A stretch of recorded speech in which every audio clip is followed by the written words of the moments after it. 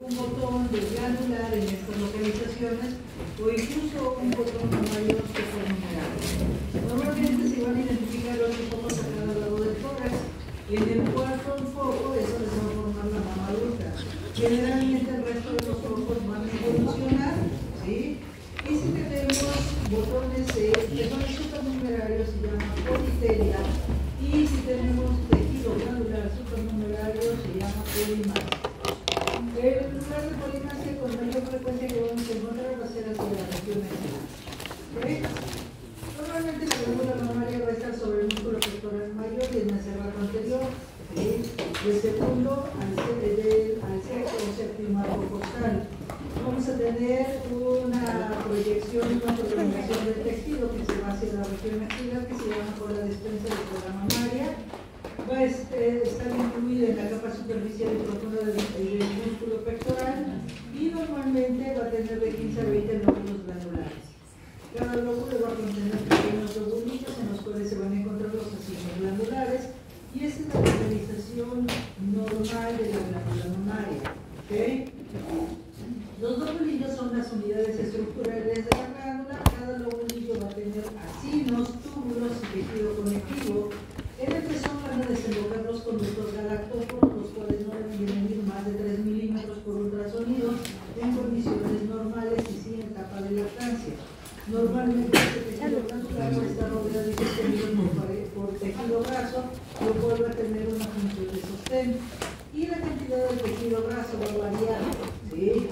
Y así como el parénquima mamario, el cual va a depender de la edad. Obviamente la mujer joven va a tener como tal mayor tejido glandular que la mujer adulta.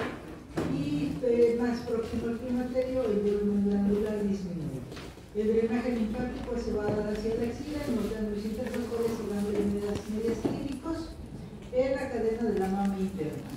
Normalmente vamos a ver de los planos superficiales a profundos, vamos a ver la piel, el tejido celular subcutáneo, tejido fibrogranular, los músculos, la fascia profunda del músculo pectoral y músculos intramusculares.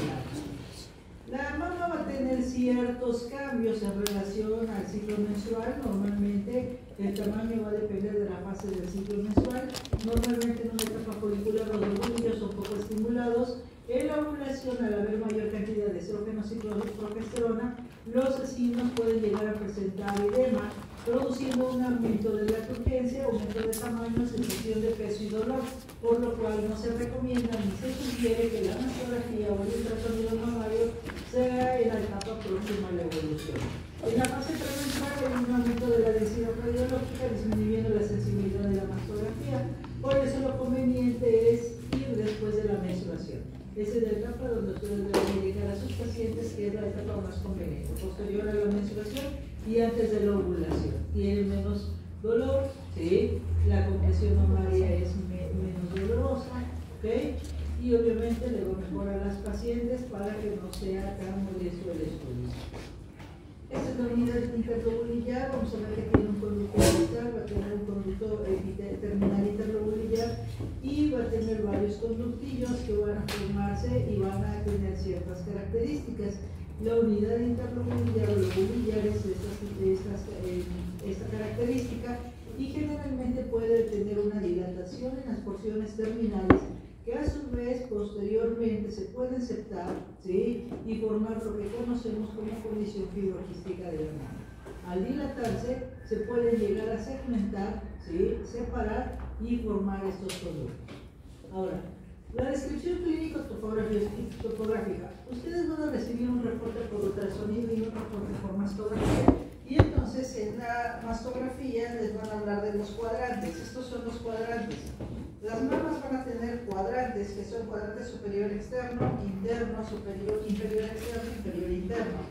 Región retroareolar y región axilar. Eso es lo que les van a recibir ustedes de reporte en un ultrasonido. ¿Ok? ¿Por qué me sirve esto? Porque voy a poder describir como tal en dónde veo los cambios. Ahora vamos a tener que también tenemos una interlínea de cuadrantes superiores, una interlínea de cuadrantes externos, una interlínea de cuadrantes inferiores y una interlínea de cuadrantes internos. ¿Okay? Ese es el modo en que se les van a describir a ustedes las lesiones. Ya les he dicho, no me interesa como tal que se aprendan cómo se describe una lesión, porque ustedes no van a ser ni técnicos radiólogos ni médicos radiólogos. ¿Cuál es su función de ustedes como médicos generales? La función es recibir un reporte de ultrasonido, de mastografía y tomar la decisión de qué es lo que sigue. Eso es su única función de ustedes. ¿Sí? Saber qué paciente le voy a decir que sí venga cada año, aunque yo en mi reporte les pongo por escrito seguimiento anual, seguimiento en 6 meses, seguimiento en un año, seguimiento por ultrasonido cada 6 meses y por mastografía una vez al año. Paciente que se requiere estudio histopatológico con biopsia. ¿Okay? Uno como radiólogo les indica a ustedes qué es lo que le tienen que hacer, pero ustedes tienen que confirmar y convencer a la paciente de que tenga un seguimiento. ¿Ok? ¿Por qué? Porque la paciente es cerca y la paciente a veces no va a leer el reporte hasta que su médico general les dé la indicación. Y ustedes pueden decir, ok, soy médico general, eso es lo que se tiene que hacer, o envío con el ginecólogo, o esta paciente definitivamente ya se va al oncólogo, o esta paciente ya ni siquiera requiere una biopsia. ¿Ok? Entonces, ¿qué es lo que ustedes van a necesitar? Saber primero que nada dónde está localizada la lesión. En segundo lugar, ¿qué es lo que voy a reportar en el ultrasonido? Generalmente los reportes de ultrasonido van a venir con ciertas indicaciones, ¿ok? A donde les voy a poner, por ejemplo, que la lesión está en el radio, ¿sí? 5, línea B, ¿ok? Y normalmente nosotros vamos a reportar en relación a qué? En relación a las dos proyecciones. Por ejemplo, en una proyección, ¿sí? ¿Ok?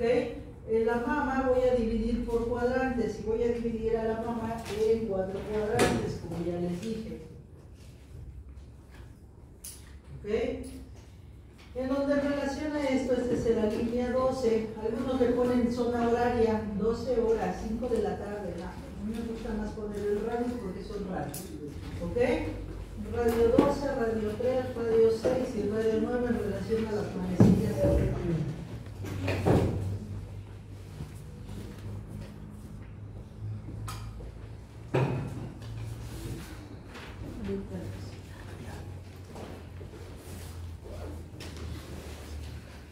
Lo mismo de este lado, radio 3, radio 6, radio 9 y radio 12. ¿Ok? Mama derecha, mama izquierda. ¿Ok? Posteriormente, eso se relaciona a los radios, obviamente entre el 12 y el 3 está 1 y 2. Entre el 3 y el 6 está el 4 y el 5. ¿Sí? Aquí tenemos el 7, el 8, el 10 y el 11. Lo mismo del otro lado. ¿Sí? ¿Y a qué me refiero? Esos son los radios. ¿Ok? Entonces, si yo tengo el radio 5 en línea B, ¿cómo voy a saber dónde está la imagen o dónde está la lesión? Lo siguiente que vamos a hacer y donde le voy a reportar es, yo divido la mama, ¿sí? En relación, algunos dicen, es lo más próximo al pezón. Pues me dirán, chuecas las líneas, pero por eso no soy cirujano.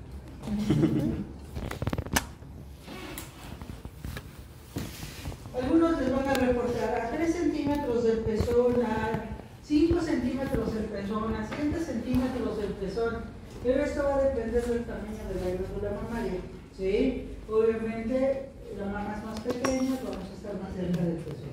Yo prefiero poner todo lo que está cerca del pezón, ¿sí? La línea A, lo del medio es la línea B y lo más extremo es la línea C. Y entonces, si yo tengo una imagen que dice radio 5, línea B, entonces la imagen está aquí. En el cuadrante inferior. ¿Sí? Y así es como hacemos la evaluación, ¿sí? Y los reportes de ultrasonido y de mastografía. ¿Ok?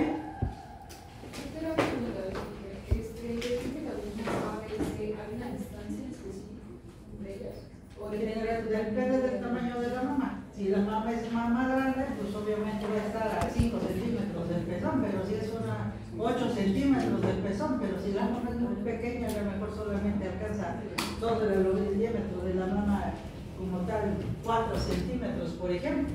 ¿Sí? Obviamente nosotros vamos a calcular. Yo por eso prefiero ponerlo así. ¿Por qué?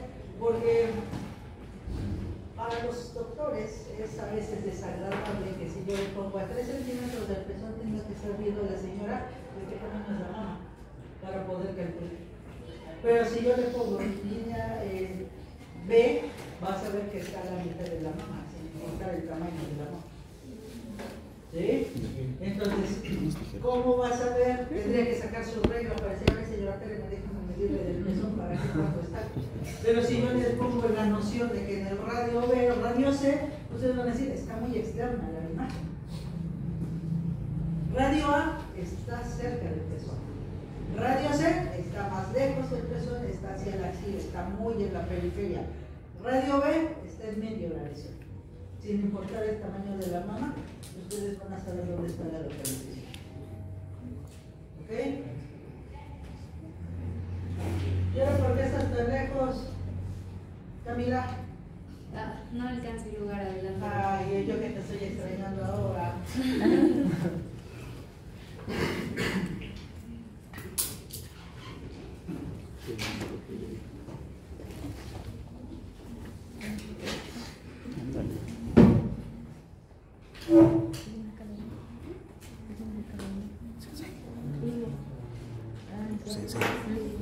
¿Tienes tijeras?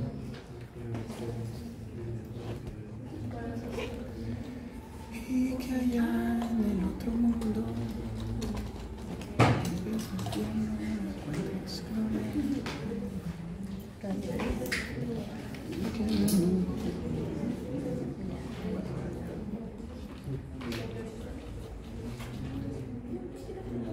A ver, Sofía Verónica, Natalia, Laura, Jesús Ángel y Ángel Enrique. ¿Qué onda nos estoy llamando? Sofía, Natalia, Laura.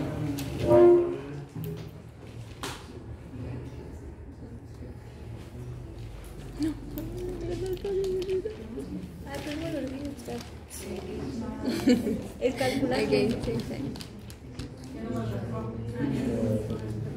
Uno, no me pregunten a quién le dije porque ya se me olvidó.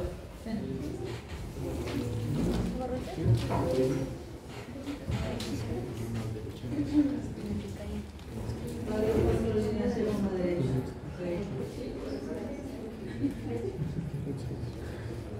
¿Cuál te tocó? Radio 3, línea A, una derecha. ¿Cuál te tocó? Radio 8, línea B, con la izquierda.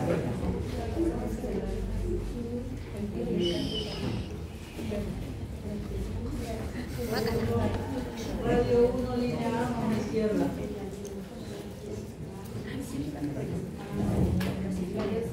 Y que allá en el otro mundo es infierno. Radio 11, línea C, mano derecha.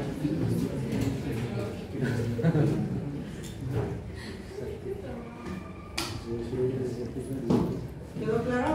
Sí.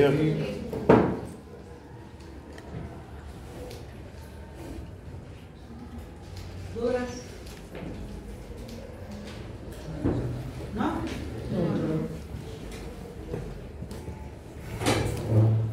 Muy bien, entonces, ¿qué otra cosa vamos a revisar? En una mastografía vamos a tener dos proyecciones, medio oblicuo lateral y cráneo caudal. Tenemos tres líneas, anterior, media y posterior. ¿Okay? Anterior es todo lo que está cerca del pezón, en medio, justamente como lo dice, es el tercio medio, y la posterior es lo que está más cerca del pectoral. Entre más posterior hay una imagen, es más probable que eso sea maligno. ¿Vale? Muy bien, vamos a empezar con los estudios por imagen. ¿Dijo entre más posterior? Empezamos con la mastografía. La mastografía se puede realizar en bipedestación o en sedestación. Lo ideal es bipedestación, pero las pacientes que están en silla de ruedas y que lo requieren, pues se le puede tomar sentada, siempre y cuando se permita. En ocasiones no es en la silla de ruedas, porque recuerden que están los brazos por la cara, Y no puedo, quienes ya fueron a votar ya vieron que el equipo se le hace un poquito estorboso, pero en general se puede modificar, se cambia a la paciente a una silla y se le puede tomar la mastografía en medida de lo posible. ¿Okay? Tenemos dos proyecciones básicas, la cráneo caudal y la medio oblicuo lateral. Si la paciente tiene prótesis, en lugar de tomar dos proyecciones, tomo 4. ¿Okay? Cráneo caudal y medio oblicuo lateral con prótesis y posteriormente sobre el tejido glandular sin prótesis. Hay proyecciones adicionales como la lateral y el axilar. Si yo veo que hay un tejido como tal muy conglomerado, hago un cono de compresión que lo que hace es separar el tejido. Y si yo tengo microcalcificaciones, hay un cono de magnificación, que es como si le pusiéramos ahí una lupa, donde magnificamos las calcificaciones para poder evaluar. ¿A qué pacientes le voy a indicar una mastografía? Primero que nada, si mi paciente tiene síntomas, mujeres de 30 a 35 años con síntomas, pero que no es fácil llegar al diagnóstico por ultrasonido o por datos clínicos, le puedo realizar una mastografía. Diagnóstico de cáncer de mama, ¿sí? Que ya se diagnosticó por otro método de estudio y no cuenta con una mastografía, es decir, paciente joven con un ultrasonido mamario o paciente de cualquier edad con ultrasonido mamario pero con una lesión, una imagen sospechosa, requiero hacerle mastografía complementaria. Datos de enfermedad metastásica de un primario desconocido, metástasis hepática, que no sé de dónde viene y es mujer, mastografía. ¿Okay? Pacientes asintomáticas, ¿qué pacientes? La que no tiene síntomas, tamizaje de 40 a 75 años de edad. Si tiene de 30 a 35 años se le puede realizar si tiene un antecedente familiar con un diagnóstico temprano de cáncer de mama. Es decir, me dice la paciente, mi mamá tuvo cáncer de mama y se lo diagnosticaron a los 45 años. 10 años antes del diagnóstico de la mamá le tengo que hacer una mastografía, es decir, a los 35 años se toma la primera mastografía. Eso no significa que me tengo que tomar mastografías cada año, porque dependemos del tipo de tejido. Puedo tomarle la mastografía cada 2 años. ¿Vale? Paciente de cualquier edad con un antecedente de cáncer de mama, ¿okay? Sobre todo línea directa y materna. Es más importante. La línea paterna sí es importante, pero la línea materna es la que requiere más cuidado. Candidatas a trasplante o una mamoplastía de aumento o reducción se tienen que realizar. Paciente candidata o requiere prótesis o se va a colocar prótesis, ¿sí? Se le realiza estudio mamario dependiendo de la edad. La proyección cráneo-caudal se coloca la mama, paciente de frente, se comprime el tejido, ¿sí? Esperando que tenga una compresión normal. Ahora, ¿qué tanto va a presionar la técnica? No es nada más, la norma oficial mexicana tiene ciertos parámetros de compresión en relación a libras, pero normalmente a la técnica radióloga se le capacita para que sepa cuál es la cantidad a comprimir. Normalmente la mama va a tener a cierta edad las características de su lóbulo auricular. Sientan el lóbulo, su lóbulo. Sientan cómo está flácido, suavecito, ¿sí? Esa es una mama péndula de similar a lo que debiéramos de tener en esas condiciones. Ahora, ¿qué tanto debo de comprimir o qué tanto la técnica debe de saber que es una compresión adecuada? Toquen la punta de su nariz. Cuando la técnica toca la glándula mamaria y tiene esta consistencia, esa es la compresión adecuada. ¿Sí? Es decir, que la señora que se está quejando y que dice, ay, me está doliendo, y la técnica siente que la mama está más parecido a su oreja que a la punta de su nariz, le falta comprimir. ¿Sí? Así que, ¿qué pasa si yo tengo una compresión inadecuada? El estudio no me sirve. ¿Sí? El estudio no es diagnóstico. ¿Qué pasó? Solo te estiraste. ¿Ok? Entonces obtenemos las imágenes. Por eso se les indica cuál es la situación en la mejor época de relación al ciclo menstrual para acudir a la cita. ¿Ok? Esa es la proyección cráneo-caudal. Deben de verse las mamas redonditas, ¿sí? Simétricas. Si yo veo que la mama no está simétrica, no está redondita, ¿sí? Eso significa que el estudio está inadecuado. ¿Ok? Si veo que la mama está muy pendular, no está haciendo una proyección craneocaudal. Con que la técnica me mueva 5 a 10 grados el equipo de mastografía para obtener la imagen, la mama no va a ser en condiciones adecuadas. Para la media oblicuolateral giramos el equipo a 45 grados para obtener esa proyección y tenemos que revisar y evaluar que las mamas sean simétricas, se vea el músculo pectoral y se vea la región axilar. Por esa razón se le pide a la paciente que abrace el equipo de mastografía para que se pueda colocar el tejido. ¿Ok? Recuerden que les dije que había unas técnicas que se llaman técnicas de Eklund, con prótesis y sin prótesis. Esta es una técnica de Eklund donde tomamos las primeras imágenes con prótesis y posteriormente sobre el tejido glandular. El que una paciente tenga prótesis no significa que se va a incrementar el riesgo de cáncer de mama. Lo que se va a incrementar como tal es que la paciente cree que se le va a romper una prótesis y tantísimo dinero que invirtió en ellas. Y entonces, por consiguiente, no se deja revisar. Entonces, al no hacer una compresión adecuada, pueden pasar desapercibidas las lesiones, incluso cuando tenemos este tipo de tejido glandular. ¿Ok? Ahora, vamos a ver que de acuerdo a esto tenemos ciertas características en patrón. Vean cómo la mama se ve como tal, con mayor cantidad de tejido graso, lo cual aquí es una imagen comparativa, la mastografía con el ultrasonido. Vean, aquí vemos la piel, el tejido graso, un poquito de tejido fibroso con glándula y planos musculares. Si la mama se ve de estas características, ¿sí?, en donde se ve mucho tejido graso y poca glándula, es este tipo de patrón. Un patrón normalmente, como tal, con poco tejido glandular, ¿sí?, voy a ver que estas zonas de cogenicidad, donde está la fibrosis y la glándula, es un poco mayor. Hay otro tipo de glándula, ¿sí?, la tipo C, en donde vemos que normalmente voy a tener, por así decirlo, miren, aquí voy a tener casi el 75% de tejido graso y 25% como tal de glándula. Aquí normalmente voy a tener en esta porción, este es casi un 90% de grasa y 10% de glándula. Aquí voy a tener 75% de grasa, 25% de glándula. En esta tipo C voy a tener casi 50-50, 50 de tejido graso, 50 de glándula. Y en el tipo D es normalmente 75% de glándula, ¿sí?, y fibrosis, y 25% como tal de tejido graso. Vean como aquí el tejido graso es menor, en menor proporción, y veo como tal mayor cantidad de tejido fibroglandular.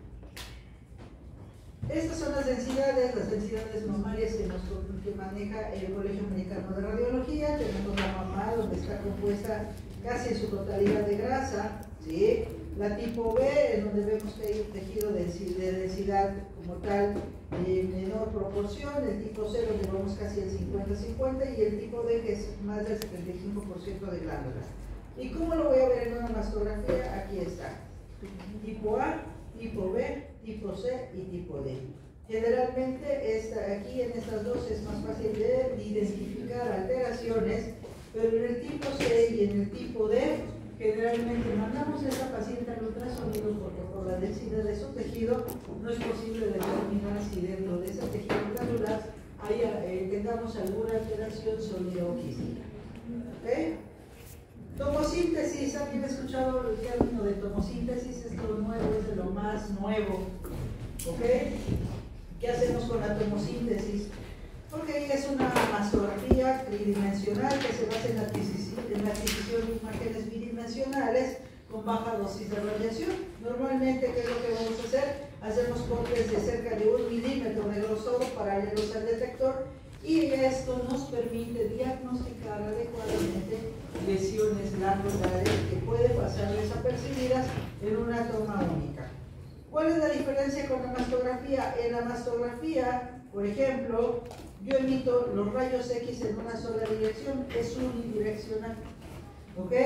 Pero como tal, en la tomosíntesis se encarga de que esa misma imagen que tiene varias lesiones, por ejemplo la lesión, puedo tomarla desde diferentes ángulos para poder identificar si es correcto que dentro de ese tejido hay alguna alteración o no.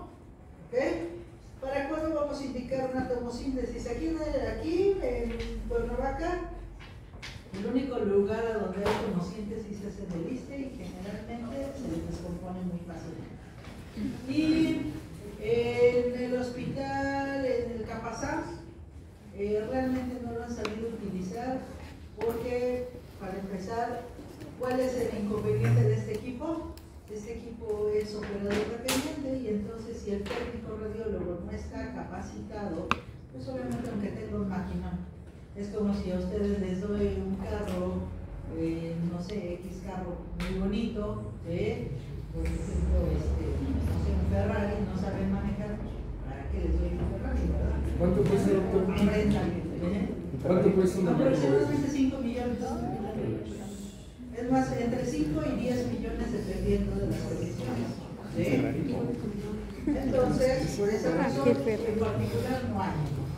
¿Okay? La resolución generalmente se va a indicar cuando necesitamos tener una resolución de dudas en la generación de imágenes 2D y va a mejorar la sensibilidad de un estudio normal, habitualmente en el contexto de una mama densa, como las que estábamos viendo, una tipo C o un tipo D. Entonces, si yo tengo dudas en la imagen granular, por ejemplo, que se ve esta imagen de aspecto irregular, desde el momento que yo tengo una tomosíntesis, vean cómo se dispersa el tejido. Esta imagen se ve así porque es una sumación, porque recuerden que es solamente un solo enfoque. ¿Ok? Y en estos casos, ¿sí? Cuando yo quiero saber de qué tamaño es la imagen o de qué tamaño es la lesión, se ve en ocasiones más aparatoso de lo que en realidad es. ¿Sí? Y ahí ya puedo definir mejor dónde está la lesión o dónde es el lugar a donde debo de tomar la biopsia. Ese estudio es caro, normalmente el equipo sí vale como en esa calle 5 a 10 millones. El estudio normalmente cuesta de 2,000 a 3,000 pesos. Es conveniente realizarlo solamente en caso de que sí tengamos sospechas. ¿Ok? Cuando, por ejemplo, yo reporto que aquí se requiere hacer una biopsia, pero no es tan concluyente, es mejor hacer una tomosíntesis. ¿Sí? ¿Por qué? Porque pues obviamente ahí es donde vamos a decidir si la paciente sí es candidata para realizar una biopsia. Siguiente estudio, ultrasonido. Ultrasonido es el estudio más accesible, pueden encontrar un estudio bien hecho, ¿sí? Porque ultrasonidos hacen muchos. ¿Ok? ¿Qué es lo diferente de un ultrasonografista y de un radiólogo? Para empezar. El ultrasonografista solo les va a entregar el reporte del ultrasonido, pero no les va a hacer la correlación con la mastografía. ¿Sí? El radiólogo va a revisar la mastografía primero y va a hacer la correlación con el ultrasonido y va a correlacionar ambos estudios, va a pedir estudios previos y vamos a poder definir y calificar. ¿Sí? Así que un ultrasonido cualquiera lo puede hacer. ¿Sí? Pero hacer una correlación y hacer un diagnóstico es lo diferente. Por eso, por ejemplo, en todas las sucursales, aunque yo esté en Polap, todas las sucursales de Polap, en todas hay ultrasonografistas, excepto de donde estoy yo. ¿Sí? Esa es la única sucursal de todos los Polaps y por esa razón me envían incluso pacientes que vienen de Puebla o de otros municipios para ser atendidos. ¿Sí? Esa es la razón. ¿Sí? Salud digna, todos son ultrasonografistas. Vamos a ver que los ultrasonidos vamos a ocupar aquí mayor frecuencia. Los BIM sirven para detectar y localizar lesiones no visibles por mastografía y para poder evaluar y diferenciar, ¿sí?, imágenes sólidas de quísticas o bien para evaluar características de mastografías agrupadas. ¿A quién le voy a pedir un ultrasonido mamario? Generalmente le voy a pedir el ultrasonido cuando el estudio sea un estudio incompleto por mastografía, porque la mama está muy densa o porque tiene implantes y la paciente no se quiso dejar realizar las compresiones adecuadas. Cuando tiene la paciente fibrosis quística, imágenes o lesiones que no se identifican únicamente por mastografía, mujeres jóvenes con masas en las mamas, mujeres embarazadas o en etapa de lactancia, o cuadro clínico que sugiere un absceso o una infección. ¿Y por qué tengo que ocupar un transductor lineal? Porque normalmente, recuerden que les dije que los transductores lineales, que son los de superficie, pueden hacer un enfoque más adecuado, ¿sí?, en menor profundidad, porque el foco va a estar más superficial y yo lo puedo modificar a diferencia de un transductor convexo. En un transductor convexo se puede colocar el foco como lo más superficial que se pueda, pero no va a ser suficiente. Anteriormente existían unos tipo geles que eran como un cuadrito como de gelatina que se llamaban acopladores, pero porque antes no estaba tan revolucionado los ultrasonidos, ¿sí? Y entonces poníamos un acoplador sobre el tejido para que yo pudiera evaluar con cualquier transductor, pero en la actualidad ya no se debe de hacer eso porque los equipos ahora son multifrecuencia. Yo nada más selecciono el preset que necesito, es decir, ¿qué voy a hacer? Un ultrasonido de mama, lo voy a hacer con un transductor lineal y voy a hacer uno de mama. Y automáticamente mi equipo se modifica a la mayor cantidad de megahertz para poder tomar el estudio lo más adecuadamente posible. ¿Okay? Entonces, antes no era tan fácil hacer los acopladores, los equipos de ultrasonido eran con perillas, eran como muy difíciles, pero pues ya tenemos ahora equipos más modernos con la sonografía y otras aplicaciones. ¿En qué posición generalmente puedo poner a mi paciente? En el cúbito lateral, en oblicuo? ¿Y cómo le hago el rastreo? Puedo hacerlo de arriba para abajo, de abajo para arriba, del centro hacia afuera, de afuera hacia adentro. No importa el orden, pero siempre tengo que revisar en un eje radial y antirradial. ¿A qué se refiere con un eje radial? Es decir, voy a ir en los radios como tal, puedo ir del centro hacia afuera, voy y vengo en relación a los radios durante toda la mama, o antirradial que agarro el transductor y voy en transverso, ¿sí?, revisando en un eje contrario. Siempre se tiene que revisar en dos ejes. ¿Por qué? Porque una imagen puede pasar desapercibida si yo no hago el rastreo en ambos lados. ¿Y qué es lo que observo en un tejido glandular? Voy a revisar lo que es la piel, el tejido glandular, el tejido fibroso, cristal. Este es el tejido graso, tejido fibroso, la glándula y los planos musculares. Y dependiendo de esto, ¿qué características va a tener un tejido glandular? Bueno, voy a ver que normalmente el tejido fibroso y las calcificaciones son más blancas, son más ecogénicas, igual que la piel. Normalmente el tejido graso, los fibroadenomas y el tejido fibroso, vamos a ver que está ahí dentro de las escalas de grises gris claro. Los quistes van a ser normalmente negros o la dilatación de conductos porque van a tener líquido en su interior. Pero si yo encuentro que hay una lesión nodular que está entre gris oscuro, lo más oscuro, esas son las imágenes sospechosas, ¿sí? Las que son gris oscuro. Si mi lesión es gris clarito, es lo más probable que sea benigno, ¿sí? Entonces, ya dijimos que normalmente el tejido mamario, que es el hipogénico entre ellos, es la grasa, el epitelio, el tejido conectivo, lo hiperhipogénico es la piel, los ligamentos de Cooper, los ligamentos fibrosos, y el tejido normal hipoecoico son el pezón o sangre en vasos sanguíneos. Otro estudio nuevo que ahorita está en boga desde el no tan nuevo, pero que empezó desde 1980 los primeros estudios, pero que está empezando en boga desde 2014 para acá, la mamografía por electroimpedancia computarizada. ¿Sirve? Pues sí puede servir. ¿Es de utilidad? Sí, puede ser de utilidad, pero sigue siendo la piedra angular para el diagnóstico, la mastografía y el ultrasonido.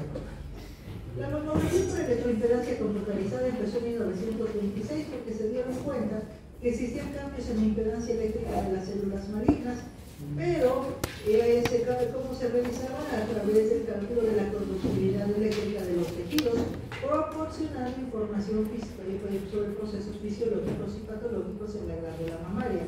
Sin embargo, aunque nos permite evaluar el riesgo de cáncer, una enfermedad fibroquística, mastitis, datos de involución fisiológica o lactancia, impactancia, puede modificar el resultado. ¿Por qué? Porque hay edema. Normalmente la impedancia eléctrica permite ver la distribución de la conductividad, ¿ok? Y entonces se toma una secuencia de imágenes casi siempre cada 7 milímetros para poder hacer una evaluación de la conducción eléctrica. Esto se va a ver afectado en relación al contenido de agua y electrolitos, y entonces, si yo tengo cambios en relación a la cantidad de agua y electrolitos, normalmente los cambios hormonales, la angiogénesis, el cómodo celular, resistencia a la impedancia eléctrica, puede condicionarnos modificaciones del tejido. ¿Y cómo se reporta? Normalmente se toman 7 imágenes por mama y entonces buscamos como tal las impedancias y vemos qué características y qué tamaño tiene, y entonces podríamos definir qué tipo de impedancia y qué posibilidades hay de que esto sea una lesión tumoral. Ahora, si mi paciente tiene zonas de fibrosis o edema, el tejido se va a ver más gris, ¿ok? Entonces, ahí sí va a haber cierta modificación. ¿Y qué le vamos a interpretar al estudio? Pues le vamos a hacer un análisis en la imagen donde se va a describir los contornos, la anatomía de la glándula mamaria, la hiperimpedancia del área alrededor del foco, los cambios focales de la conductividad y la zona del seno del autóforo, normalmente por los cambios de dilatación. Voy a medir la conductividad, que va a ser un índice medio de la conductividad eléctrica, la divergencia de distribución de la conductividad y cambios locales de conductividad eléctrica. ¿Esto les va a servir a ustedes? Probablemente no, porque ustedes casi siempre se van a basar en ultrasonido y mastografía. ¿Por qué les hablé de tomosíntesis y esta mamografía? Porque necesito que ustedes la conozcan, si en algún momento les preguntan o les dice la paciente: me voy a hacer una mamografía con impedancia y no quiero que se quede todo. ¿Eso existe?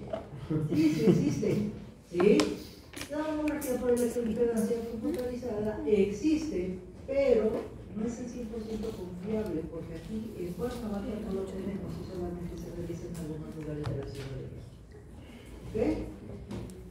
Sigue siendo el ultrasonido y la mastografía lo de utilidad. ¿Por qué? Porque vean, por ejemplo, en esta paciente lo que hicieron fue medir la evaluación y la impedancia en este estudio y se dieron cuenta que había una imagen, pero aún cuando indicaba que posiblemente era maligna, ¿sí?, y tenía zonas de alta densidad por el tejido glandular, no se estableció del todo. Se le hizo más que complementariamente una evaluación por mastografía, ¿sí?, y tomosíntesis, donde se pudo hacer una evaluación de la glándula y vean qué características tiene. Esta es una imagen espiculada con presencia de microcalcificaciones, ¿sí? Como tal, para fines quirúrgicos, por así decirlo, pues esto no me va a ayudar en nada, porque entonces no tengo cuadrantes, o no le vamos a decir de ginecólogo que opere, cómo le van a hacer una cuadrantectomía, cómo van a planear una radioterapia, que en la actualidad se le aplica a la paciente primero radioterapia para disminuir el tamaño del tumor. Pero aquí sí puedo evaluar y decir, ok, es una lesión que está en el cuadrante inferior, ¿sí?, de la mama derecha, ¿vale? Entonces, por ultrasonido vean cómo es una imagen muy densa, hipervascular, que proyecta sombra acústica. Si una imagen me proyecta sombra acústica como aquí, que no veo qué hay detrás de ella, eso significa que es muy fibrosa, es muy dura, y entre más dura, más probabilidad de malignidad. ¿Sí? Esta paciente ya ni siquiera necesitaba la electroimpedancia, ¿para qué gastó con la mastografía? Ahorita en una promoción en este mes que viene, ya me encuentro 500 pesos la mastografía y 500 pesos el ultrasonido. Con 1,000 pesos ya tiene el diagnóstico, ¿sí? Es más certero, es más confiable, y entonces se calificaría aquí como un 5, definitivamente, sin necesidad de gastar. ¿Vale? Es más certero, pero va a haber señoras que le van a decir: y si me la hago, la puedo analizar, pero si hay algún dato de anormalidad, vamos a regresar a la mastografía y el ultrasonido, porque el diagnóstico de cáncer de mama se establece por esos estudios. ¿Ok? Sí. Entonces regresamos a lo mismo. Yo les insisto a las pacientes: número 1, me dicen, es que me va a doler, sí señora, pero la mastografía le va a doler un ratito, cuando mucho al día siguiente. Pero una quimioterapia, radioterapia o una cirugía, le va a doler más tiempo. ¿Sí?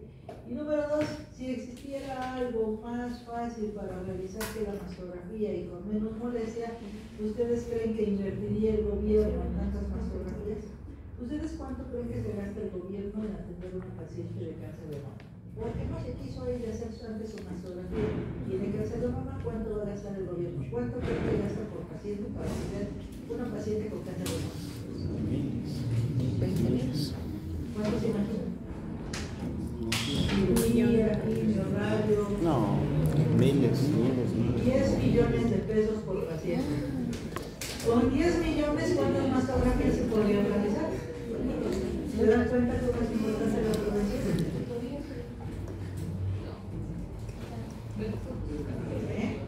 10 millones es lo que cuesta una paciente. Y para que algunas digan, no me quiero atender.